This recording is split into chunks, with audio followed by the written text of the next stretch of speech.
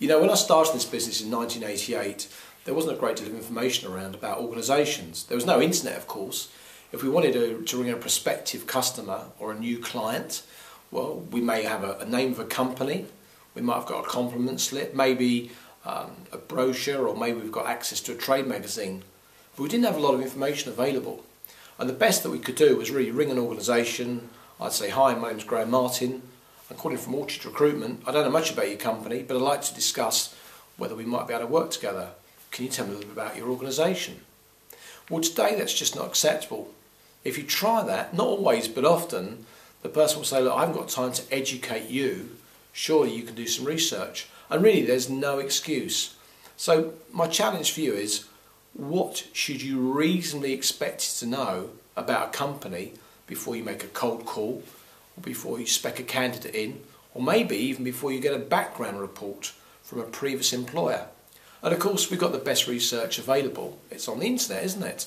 So you just Google the name of the company, and from their website you should be able to find out who they are, what they do, who they do it for, any trade associations. And of course, a lot of companies, when you ring up and if you try and establish the name of the sales director or the finance director or the managing director, they'll say, we've got a no names policy. But oftentimes the website has got that information, so you can use that to your advantage. You can actually ask to be put through to Richard Branson because you know he is the chief executive of Virgin Airlines. Now, of course, the Virgin example is a daft one because everybody knows that Branson's the head guy. But do you know who really is the chief operating officer of Virgin Airways? The answer is probably no, and to that extent, if you want to approach Virgin, you've got to do some research. So of course, yes, the internet is a great research tool, but beyond Google and beyond the organisation's own website, what else can you do to get information about the company? Well, if they're allied to a trade association, you can click on that website. There might be something that gives you some information about whether they've won an award. Maybe there's a trade press or a trade magazine that, again, you can look at to find out more information about that organisation. What about social media?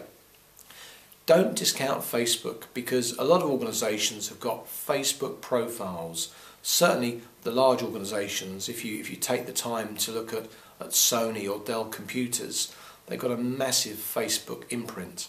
But a lot of smaller organisations use that as a way of connecting with their customers, and you can find out the names of people, of key decision makers and influencers, just by digging around a little bit on Facebook and finding out about the company.